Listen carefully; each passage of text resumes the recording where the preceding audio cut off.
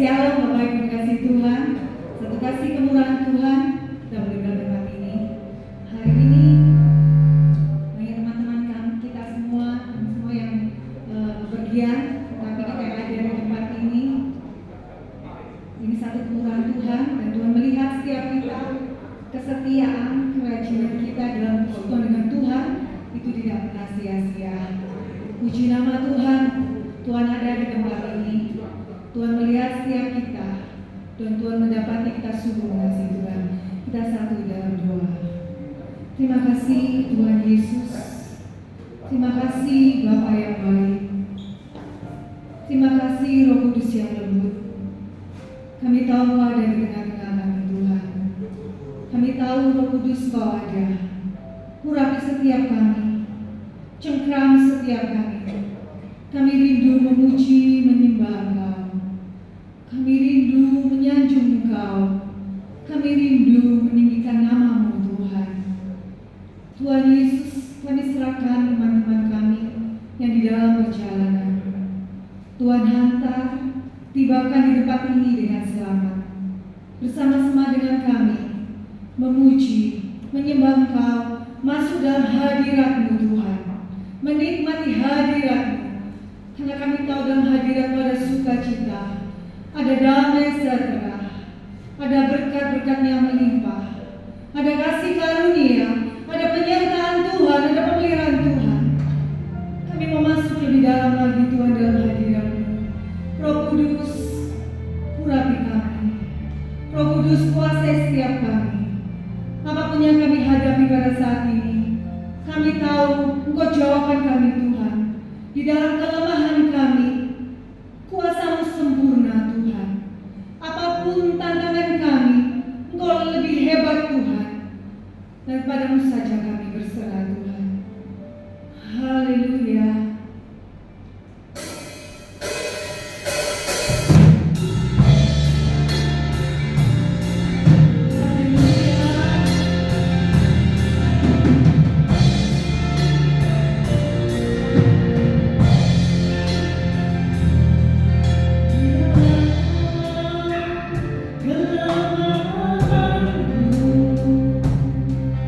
Sempurna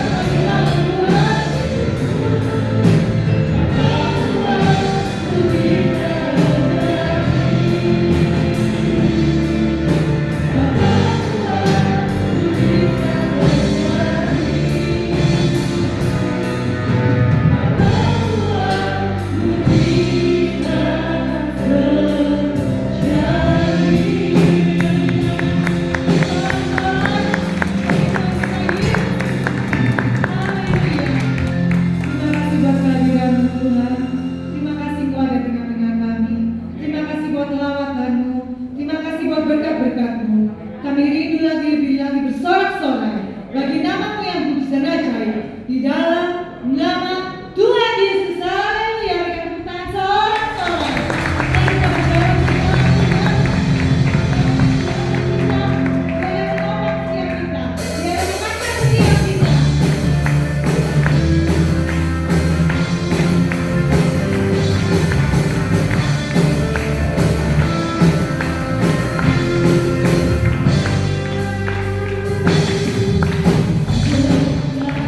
Bersamamu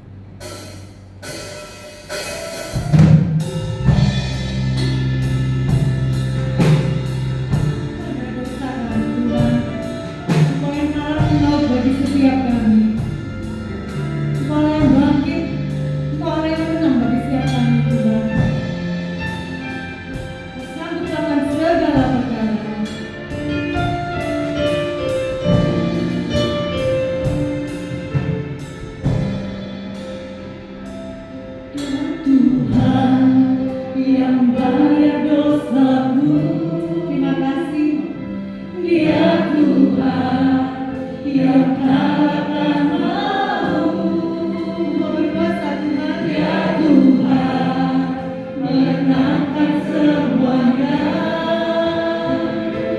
Bagi Dia tiada yang mustahil.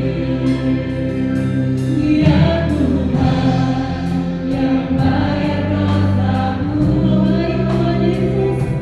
Ya Tuhan, yang takkan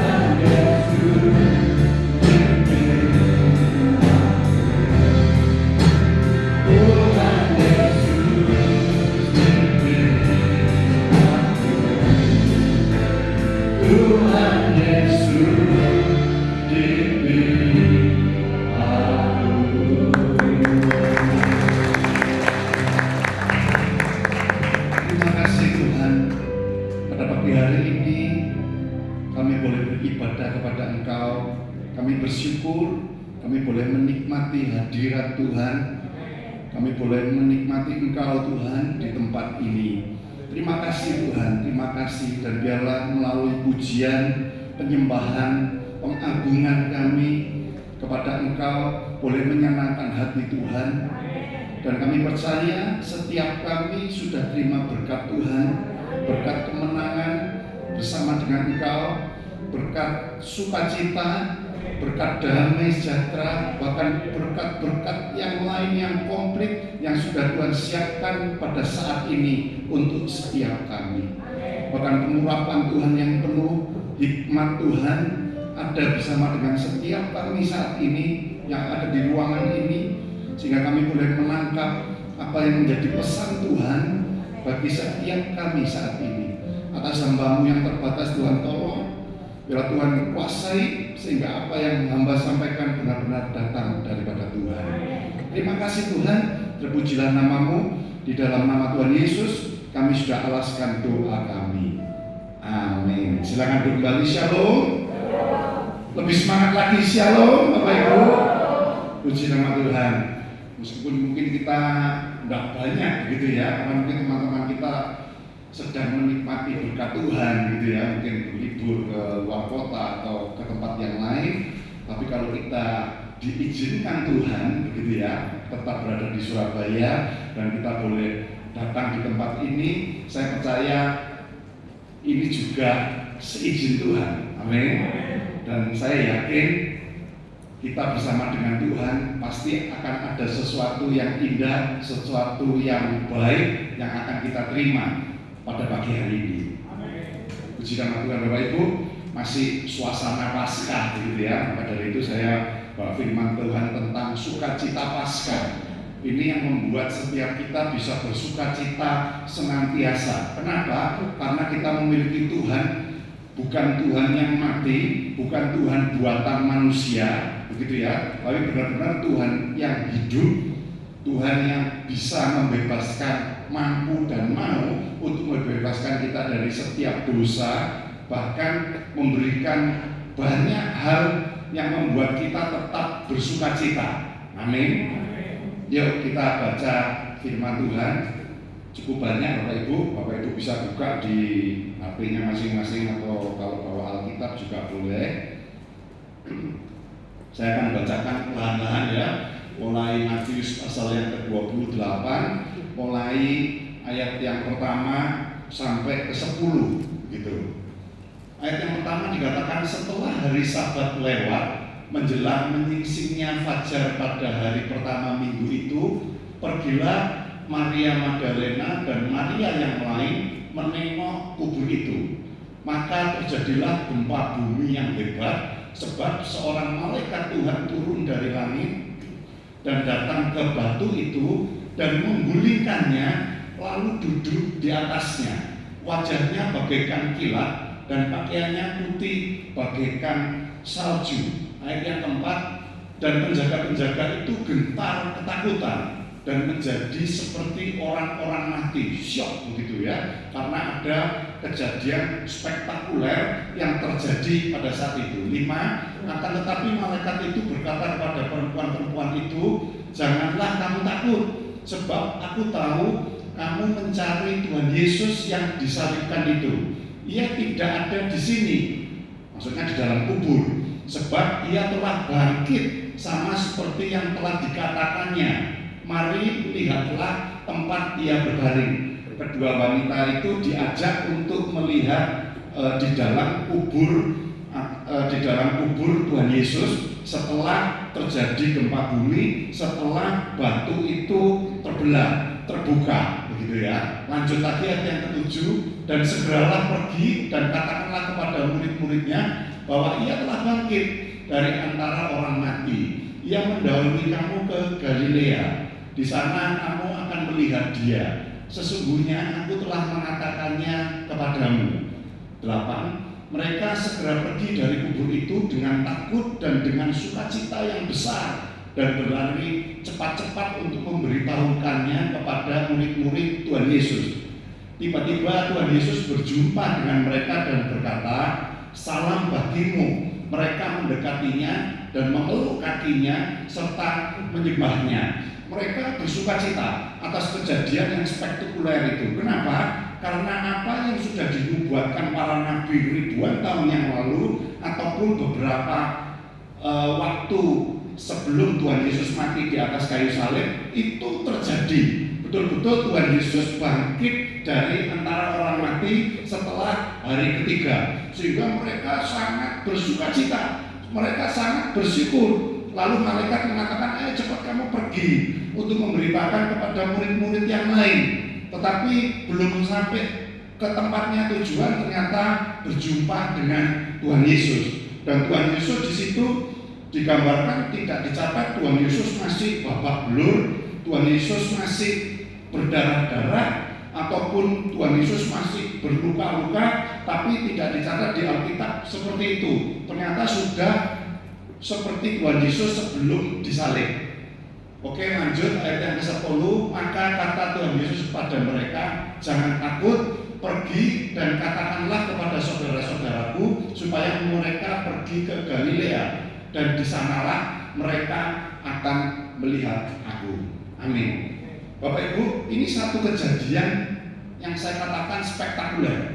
Ini bukan kejadian yang biasa-biasa saja, tetapi betul-betul kejadian yang nyata, kejadian yang bisa dibuktikan secara ilmiah ataupun secara manusiawi. Maksudnya dibuktikan dengan banyak orang pada saat itu. Nah, ada dua kejadian yang spektakuler saat itu. Pada saat ya dekat-dekat dengan kejadiannya Tuhan Yesus bangkit. Apa itu Bapak Ibu? Kejadian itu tadi saya sudah sempat ngomong. Betul. Kejadiannya adalah gempa bumi. Ya, gempa bumi secara tiba-tiba, begitu ya. Yang pertama, gempa bumi itu terjadi saat kematiannya Tuhan Yesus. Jumat Agung yang lalu Bapak Gembala sudah membahas. Ya, terjadi satu kejadian yaitu gempa bumi pada saat Tuhan Yesus menyerahkan nyawanya kepada Bapaknya di surga. Dikatakan gempa bumi itu membuat bukit batu terbelah, membuat apalagi tabir bait suci itu terbelah dua dari atas sampai ke bawah. Nah, setelah itu terjadi yang namanya gempa bumi dan bukit-bukit batu dikatakan pada saat itu terbelah. Jadi kejadian spektakuler yang pertama yaitu pada saat Tuhan Yesus mati di atas kayu salib. Dan kejadian yang kedua adalah 3 hari kemudian terjadi gempa bumi lagi saat Maria dan Maria yang lain dikatakan di situ bersama mereka mau meratapi, mereka mau bersedih-sedihan begitu ya, karena Tuhan Yesus mati begitu, dia datang ke kubur. Tapi setelah itu terjadi gempa bumi yang dahsyat. 10 ayat yang kita sudah baca tadi, ternyata malaikat Tuhan turun dan terjadi gempa bumi lagi. Kuburnya Tuhan Yesus ternyata kosong begitu ya. Saat ada kebangkitan Tuhan Yesus gitu ya, kubur yang ditutup batu yang besar. Jadi kalau pada saat itu orang yang mati dimasukkan di sebuah gua dan ditutup dengan sebuah batu yang besar. Dan karena pandangan-pandangan manusia yang mencurigai begitu ya pada saat itu, sehingga batu yang besar itu dikasih meterai. Maksudnya dikasih, mungkin kalau zaman saat ini seperti polis line begitu, supaya tidak ada satupun orang yang bisa menggeser. Kalau menggeser meterainya robek gitu ya, ketahuan oh ini ada yang begini, ada yang nyuri, ada yang membuka kuburnya dan lain sebagainya. Jadi dimeterai, tidak cukup dengan itu saja, tidak cukup dengan batu saja, tidak cukup dengan meterai saja, tapi dikasih albuju, dijaga pasukan Roma. Pasukan Roma ini pasti pasukan yang kuat, gitu ya, pasukan yang gagah, pasukan yang dapat dipercaya, pasukan yang spesial, dijaga di situ. Tetapi semuanya itu pun tidak bisa menahan kuasa dari kebangkitan Tuhan kita Yesus Kristus. Amin. Alam maut pun tidak berkuasa atas Tuhan Yesus. Artinya Bapak Ibu, dengan semua yang kejadian yang sudah kita lihat, kita baca, kita mengerti, semuanya itu membuat kita ini ternyata memiliki satu pengharapan yang pasti di dalam Tuhan Yesus. Oleh sebab itu dari tadi saya mengatakan ada sukacita pada saat Tuhan Yesus bangkit, ya. Mulai ada terus sukacita yang meluap pada diri setiap kita juga. Kenapa? Tuhan Yesus mengatakan kalau percaya kepada Dia, maka kita juga memiliki satu pengharapan yang pasti di dalam Tuhan Yesus, sehingga kita bisa memiliki satu luapan sukacita yang luar biasa. Sayangnya Bapak Ibu, ada 4 teori manusia, begitu ya. Saya katakan ini rangkuman, begitu ya, rangkuman dari teori-teori manusia yang saya katakan menyanggah tentang kebangkitan dari Tuhan Yesus. Mungkin Bapak Ibu juga pernah dengar, atau mungkin Bapak Ibu juga pernah terlintas di dalam pemikiran Bapak Ibu. Oleh sebab itu pada pagi hari ini saya mau jelaskan kepastian bahwa Tuhan Yesus itu benar-benar bangkit. Yang pertama, Bapak Ibu, teorinya adalah dikatakan sanggahnya paling Tuhan Yesus itu cuma pingsan. Tuhan Yesus itu tidak mati. Ya, Tuhan Yesus itu nanti setelah 2 hari, setelah 3 hari, ya bukan bangkit, ya cuma semaput Tuhan Yesus itu. Lah kalau kita lihat kejadiannya atau baca kejadiannya atau kejadian yang sudah difilmkan, gitu ya, beberapa tahun yang lalu itu ada film namanya The Passion of the Christ. Nah, ini cerita di Alkitab yang difilmkan tentang kematian dari Tuhan Yesus dan kebangkitannya. Dan itu banyak, maksudnya para ahli Alkitab atau ahli-ahli kesehatan pun mengatakan bahwa film orang yang jadi bintang film itu, gitu ya, maksudnya orang itu tidak sesengsara, gitu ya, apa yang dialami oleh Tuhan kita Yesus Kristus. Masih belum seberapa, tapi memang menyerupai. Itu cukup untuk menggambarkan situasi kondisi dari orang yang disalib pada zaman itu, ya.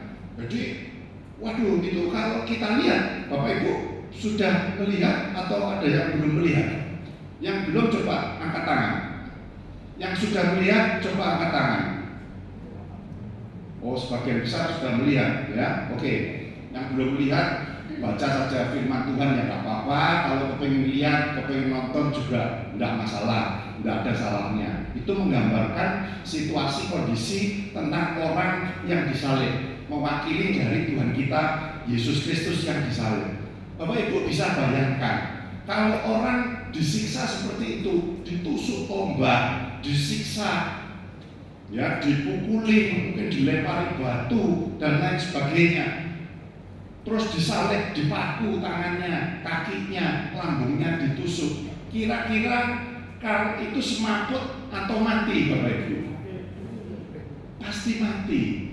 Bapak Ibu mungkin juga pernah sakit, gitu ya. Saya pernah sakit, kecedek syaraf leher saya, gitu ya. Itu butuh bulanan, Bapak Ibu, untuk bisa pulih. Lah kalau orang disiksa seperti itu, kira-kira 3 hari kemudian terus bersih, tidak berdarah, dicatat dalam Alkitab, tidak benjut semua, tidak ada luka, apakah mungkin? Jawabannya pasti tidak mungkin.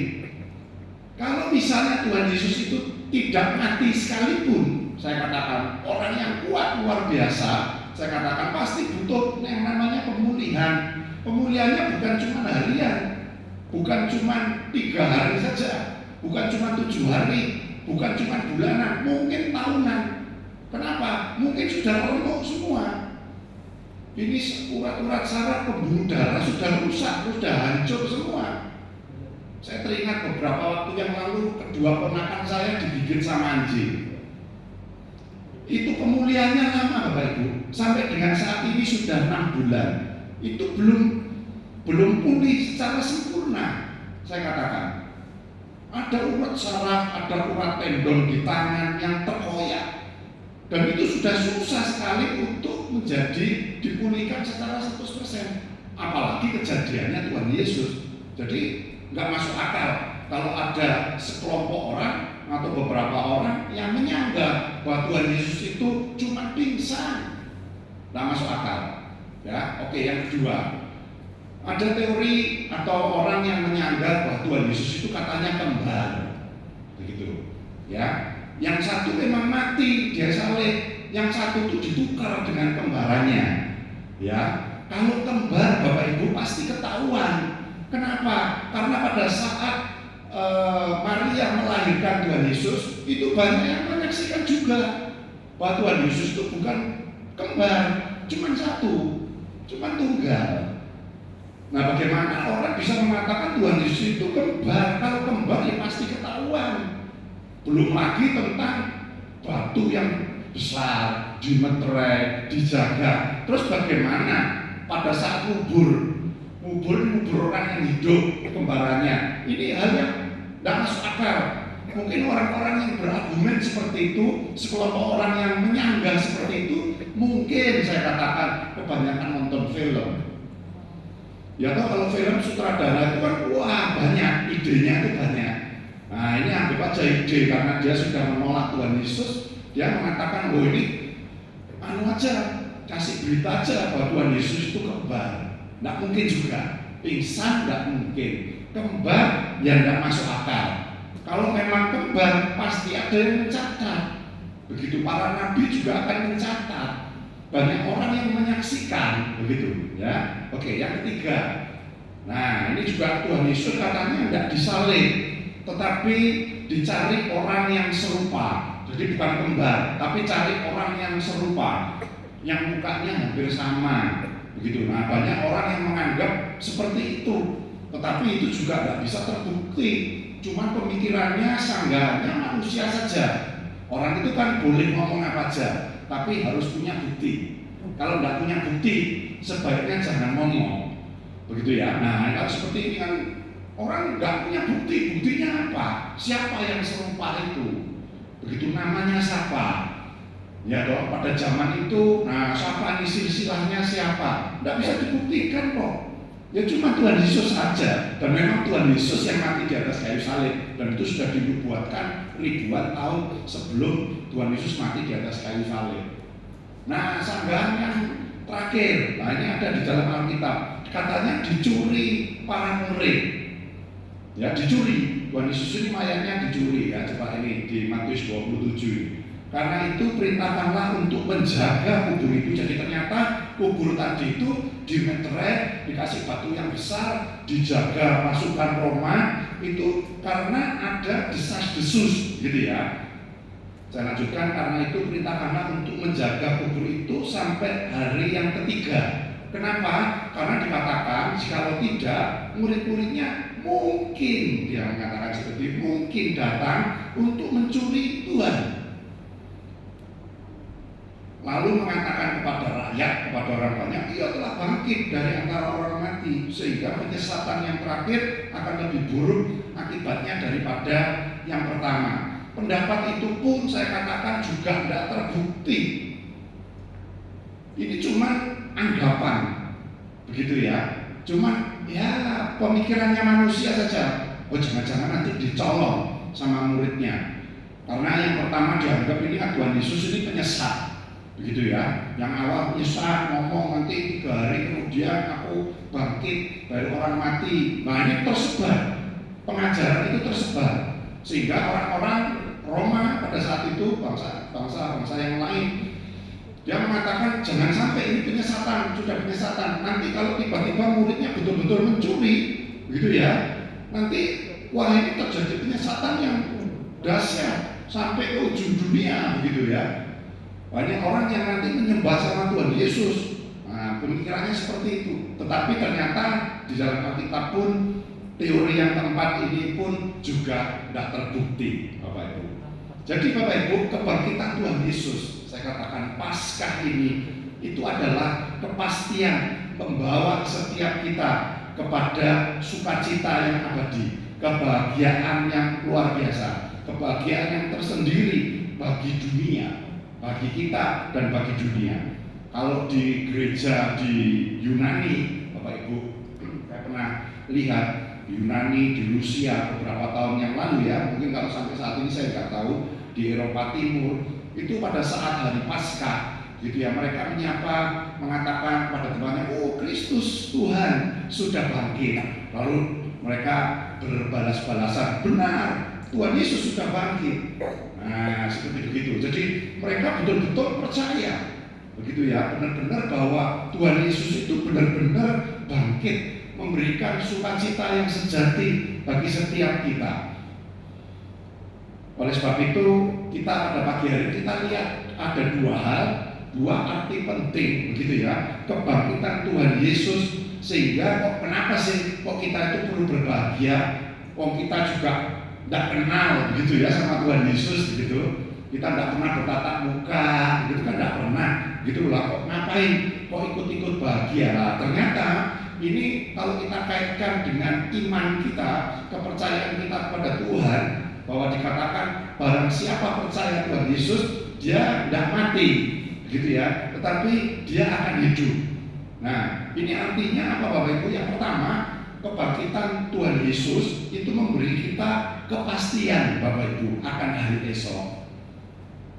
Saya ingatkan Bapak Ibu tentang hal ini. Ini bukan pengajaran yang sulit, bukan pendalaman anak kita, tetapi sekedar kita mau ingat kembali. Sehingga ini adalah hal-hal yang penting. Sehingga kita ini tidak sampai nanti terus susah di tengah jalan. Kita ini terus tidak kembali beriman kepada Tuhan Yesus, merasa tidak ada pengharapan. Masalahku tetap ada Pak. Aku sudah doa tahunan, tapi ya pancet aja, sakitku juga tidak sembuh-sembuh. Terus bahasa Jawanya mutung, terus tidak Tuhan-Tuhanan lagi, tidak gereja-gereja lagi, buat apa? Nah kalau orang sudah sampai di dalam tingkat pemikiran seperti itu, artinya orang tersebut tidak punya pengharapan. Nah ternyata pengharapan kita di dalam Tuhan Yesus itu pasti Bapak Ibu. Salah satunya adalah kepastian akan hari esok kita. Ini ada kepastian. Matius 28 ayat yang kedua. Maka terjadilah gempa bumi yang hebat, sebab seorang malaikat Tuhan turun dari langit dan datang ke batu itu dan menggulingkan lalu duduk di atasnya. Maksudnya ada satu kepastian bahwa Tuhan Yesus ini kalau ngomong, kalau berfirman, kalau janji itu pasti digenapi. Tuhan Yesus mengatakan, bukan Tuhan Yesus saja, tetapi nubuat yang sudah dikatakan, begitu ya, yang sudah disebarkan, pengajaran yang sudah disebarkan pada zaman perjanjian lama dahulu, itu dikatakan akan ada juru selamat, dan juru selamat itu harus mati. Untuk apa? Untuk tebus dosa manusia, untuk tebus dosa Bapak Ibu bersama dengan saya. Kenapa? Karena pada saat itu sudah ada terjadi kecacatan, bahwa manusia itu melakukan dosa. Dan dikatakan kalau sudah manusia itu berdosa, tidak akan pernah bisa berkumpul dengan Allah Bapa di surga. Oleh sebab itu perlu yang namanya penyelamat dunia, perlu yang namanya yang menukar, begitu ya, yang menukar setiap dosa pelanggaran itu untuk diampuni, supaya manusia itu bisa kembali berhubungan dengan Allah Bapa di surga. Artinya apa? Kalau mati Bapak Ibu itu bisa masuk surga. Gampangannya seperti itu. Nah, oleh sebab itu perlu ada sosok, yaitu Tuhan kita Yesus Kristus ini yang mati. Tetapi kalau cuma mati saja, jadi korban saja, tapi terus tidak bangkit lagi, manusia nanti akan mulai goyang imannya, mulai berargumentasi, loh, dia cuma bisa mati saja, apa bedanya dengan hewan? Apa bedanya dengan orang yang mungkin dikorbankan dengan kepercayaan yang seperti itu? Kalau cuma bisa mati saja ya semua bisa, tapi kalau bangkit lagi siapa yang bisa? Tidak akan ada yang bisa. Oleh sebab itu Tuhan Yesus mengatakan dan dinubuatkan, nanti penyelamat itu akan datang ke dunia dan nanti akan mati untuk menebus dosa manusia, tapi bukan mati saja. Pada hari ketiga dia akan bangkit. Nah, menjadikan sosok yang dahsyat, sosok yang spektakuler, sosok yang luar biasa.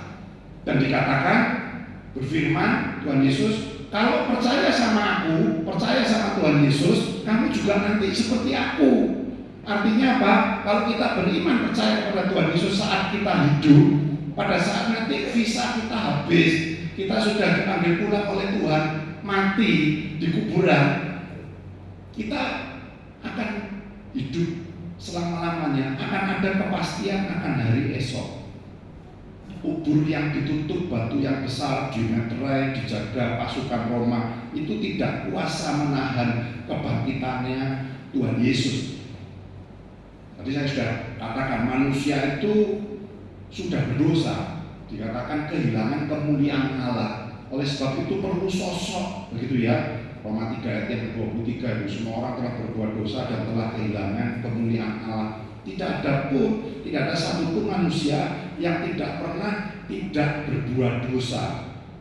Anak kecil saja kalau kita lihat, tidak ada yang ngajari, orang tuanya tidak ngajari, teman-temannya tidak ngajari, mungkin anak kecil itu sudah bisa mengatakan hal yang buruk, berpikiran yang buruk, atau melakukan hal yang buruk. Nah, orang yang berdosa itu akhirnya akan masuk kepada yang namanya penghukuman. Dan penghukumannya bukan cuma dosamu kecil, tak hukum kecil, setelah itu kamu bebas. Bukan seperti itu. Dosamu berat ya hukumannya agak lama lah, tapi setelah itu kamu suci kembali. Tidak bisa seperti itu Bapak Ibu. Ya, penghukumannya adalah penghukuman yang kekal. Oleh sebab itu butuh satu sosok, begitu ya, yang kita harus percayai sehingga kita bisa mengikuti teladannya dan kita bisa seperti dia pada nantinya, maksudnya memiliki satu kehidupan yang kekal, gitu ya. Roma 6 ayat yang kelima dikatakan, sebab jika kita telah menjadi satu dengan apa yang sama dengan kematiannya, kita juga akan menjadi satu dengan apa yang sama dengan kebangkitannya. Maksudnya kita menjadi satu dengan kebangkitan Kristus. Maksudnya kalau kita percaya sama Tuhan, dosa kita diampuni, nanti gampangannya mati masuk surga. Gitu aja Bapak Ibu. Ya kenapa? Karena kita mengikuti satu sosok yang bukan cuma bisa mati saja, tapi bisa bangkit. Dan itu tidak ada satu sosok pun yang bisa berkuasanya seperti itu.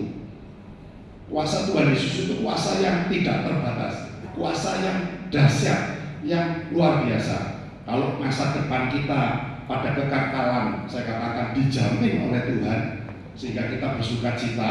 Apalagi masalah hal-hal yang di dunia ini.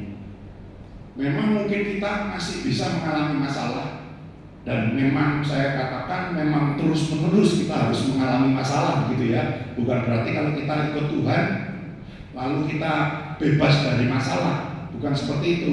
Tetapi paling tidak kita punya kepastian akan hari esok dan pada saat kita hidup di dalam dunia ini.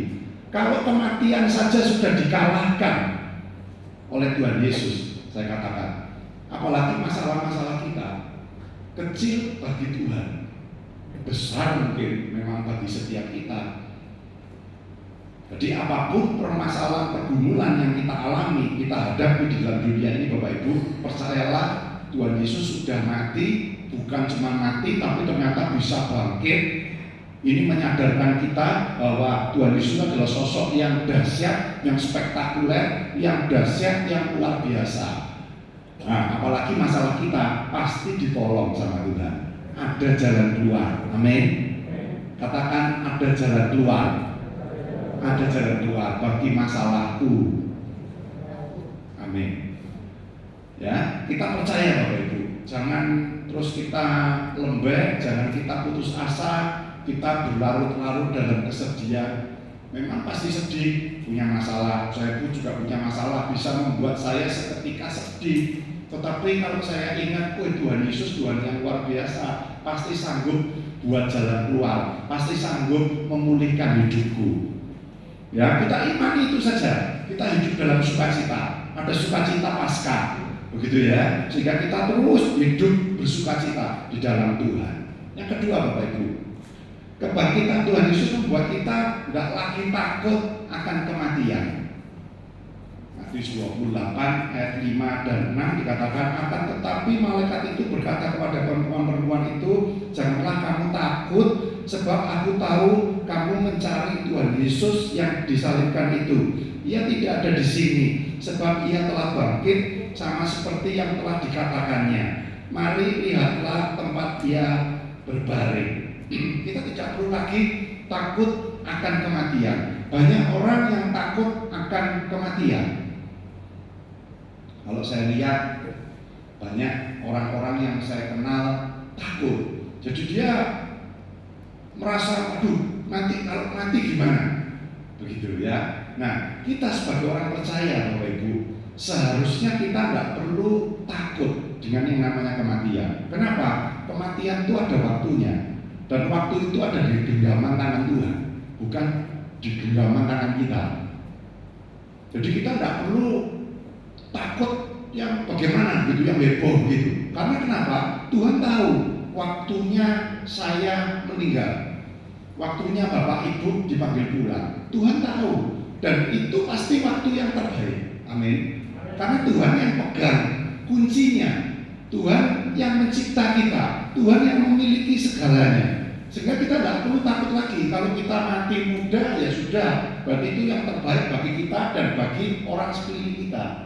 Kalau kita mati sampai umur usia lanjut, ya itu baik bagi diri orang itu ataupun orang di sekitarnya. Jadi kita tidak perlu berlarut-larut di dalam duka cita. Kita tidak perlu berlarut-larut ketakutan di dalam menghadapi kematian. Kenapa? Karena kematian itu adalah suatu hal yang indah di dalam Tuhan Yesus. Kenapa? Kita langsung berjumpa. Nanti pun kita juga akan berjumpa bersama. Kenapa? Ada kepastian. Kita sudah tidak dihukum lagi, Bapak Ibu. Nanti kalau mati bukan neraka, tapi mati masuk surga. Amin. Tinggal tunggu waktunya. Orang yang ditinggal bisa bersedih seketika. Ya, saya ditinggal ayah saya, ditinggal mama saya, juga terkadang sedih. Aduh, kok tidak ada lagi. Aku tidak bisa ngomong lagi. Aku tidak bisa minta tolong lagi. Begitu kadang sedih. Tetapi saya cekoki pikiran saya. Mami saya, papi saya orang yang percaya. Dia sudah di surga, menunggu saya nanti. Begitu. Kalau saya tetap mengakui Tuhan Yesus sebagai satu-satunya Tuhan dan Juru Selamat saya, itu saja, itu bisa membuat penghiburan di dalam diri saya. Saya tidak kembali masuk di dalam duka cita, tapi saya kembali bersemangat. Saya kembali memiliki sukacita yang meluap di dalam diri saya. Ada damai sejahtera kembali, ada kekuatan kembali, ada penghiburan kembali.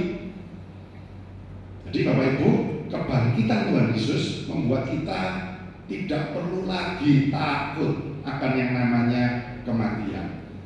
Beberapa waktu yang lalu ada orang yang sakit, lalu dia mulai karena sakitnya parah, dia harus menjalani yang namanya operasi. Tetapi karena orang ini adalah orang yang kenal Tuhan, menerima Tuhan sebagai satu-satunya Tuhan dan Juru Selamat, pada saat dia mau masuk di dalam ruang operasi pun dia bisa tetap tenang. Dokternya bingung, begitu ya. Ini orang kok bisa nyantai banget, begitu ya. Ternyata dia adalah orang yang percaya kepada Tuhan. Dia tenang, akhirnya dia bisa sembuh dan akhirnya dia bisa bersaksi, menyaksikan bahwa ada sesuatu kekuatan supranatural yang menguatkan dia, yang membuat dia tidak gelisah, yang membuat dia tidak takut. Dengan cerita kesaksian ini Bapak Ibu, ini bisa meneladani bagi setiap kita pada saat kita mulai takut, kita mulai kehilangan pengharapan, kita mulai putus asa, kita dekatkan diri kita kepada Tuhan, kita serahkan kepada Tuhan. Orang lain mungkin tidak tahu, orang lain mungkin tidak bisa menolong kita, karena kekuatannya, kemampuannya sangat terbatas, sama-sama manusia. Tetapi saya yakin ada satu kekuatan supranatural, kekuatan dari Tuhan, itu yang mungkin kita tidak bisa lihat, tetapi kita pasti bisa rasakan, yaitu sukacita dan sejahtera, penghiburan dan lain sebagainya. Tergantung apa yang kita butuhkan. Bila kita butuh sesuatu, jangan segan, kita berdoa sama Tuhan, kita dekatkan diri sama Tuhan. Buat satu ambience rohani. Begitu ya, saya sering seperti itu. Kalau udah sumpah, sudah apa ya, dengar aja lagu-lagu rohani. Begitu ya, saya dengar, saya baca firman Tuhan, saya baca renungan-renungan seperti begitu. Itu bisa secara supranatural gitu ya, karena Allah kita ini kan di dalam roh, kita juga memiliki roh. Bapak Ibu, minta mandunggalkan Tuhan rohku dengan Roh Kudus, supaya benar-benar ada kekuatan yang ekstra di dalam kehidupan kita. Tuhan Yesus kalau kita lihat Bapak Ibu juga tenang, meskipun sempat khawatir, sempat takut Tuhan Yesus, ya, menyendiri berdoa, ya. Nah, tapi pada saat menghadapi kematiannya, meskipun Tuhan Yesus awalnya takut karena juga 100% manusia, selain 100% juga Tuhan, begitu ya. Saat menghadapi kematian Tuhan Yesus tenang. Apa yang dilakukan? Berdoa.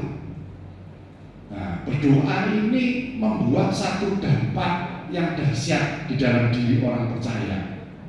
Seperti yang sudah Tuhan Yesus berikan teladan bagi setiap kita. Takut menghadapi kematian awalnya, pasti takut, disiksa kayak gitu. Pasti Tuhan Yesus tahu, aku bakal disiksa, aku bakal mati, dipermalukan dan lain sebagainya. Tetapi apa yang dilakukan Tuhan? Dia menyendiri. Untuk apa? Untuk berdoa, bukan untuk lari dari masalahnya, tetapi dia mengundurkan diri dan berdoa, dikatakan seperti itu. Dan saat itu mulai saat Paskah itu Tuhan Yesus sudah bangkit, ya. Oleh sebab itu kita perlu yang namanya tetap bersukacita di dalam sukacita Paskah yang sudah dianugerahkan bagi setiap kita, Bapak Ibu. Roma 6 ayat yang ke-9. Oh, tadi sudah ya, Roma 6 ayat 9. Jadi kita saat ini juga tetap bersukacita, gitu ya, sukacita Paskah.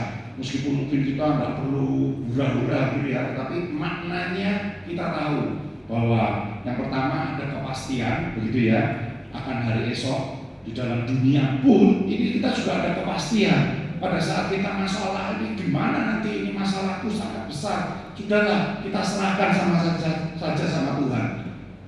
Nanti pasti ada pemulihan, pasti ada jalan keluar. Saya alami kok Bapak Ibu, ya, saya yakin Bapak Ibu juga mengalami dan akan juga terus mengalami bersama dengan saya. Pasti ada pemulihan. Kita mungkin secara pikiran manusia kita tidak tahu, tapi pasti ada kepastian akan hari esok.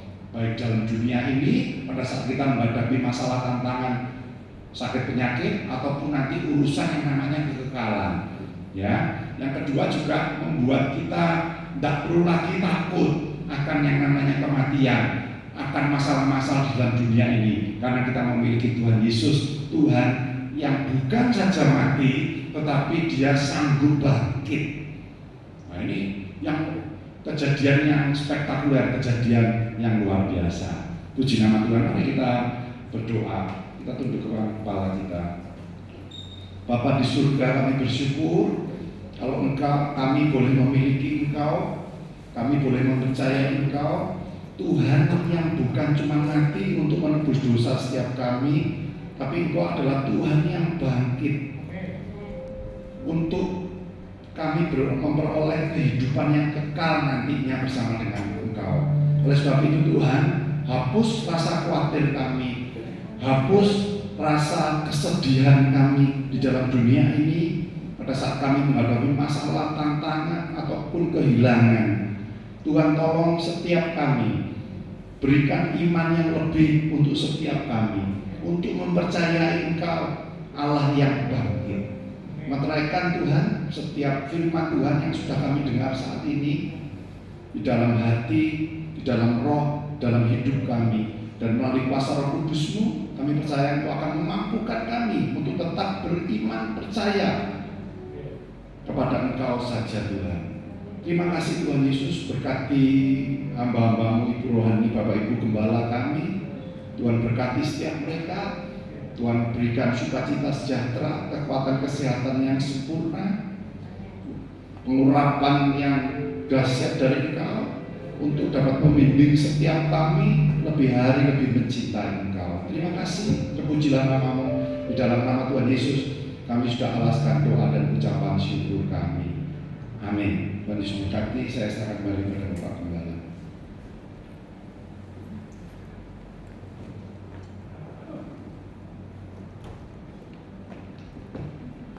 Ya, terima kasih kepada Pak Medi yang sudah melayani.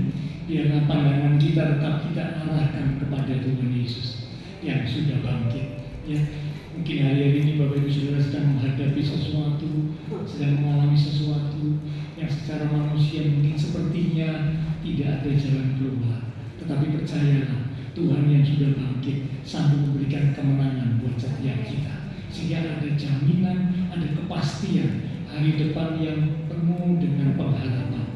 Kematian saja Tuhan kalahkan, apalagi hal yang lain kecil buat Tuhan. Ya, tinggal sekarang iman kita harus tetap teguh kepada Tuhan. Mari sama-sama kita bangkit diri. Kita akan mengakhiri ibadah kita pada pagi hari ini dengan penuh percaya. Kita katakan, sungguh Kau Allah yang besar, sebab Kau besar, perbuatanmu ajaib, tiada seperti Engkau, tiada seperti Engkau. Sebab Kau besar, perbuatanmu ajaib, tiada seperti Engkau, tiada seperti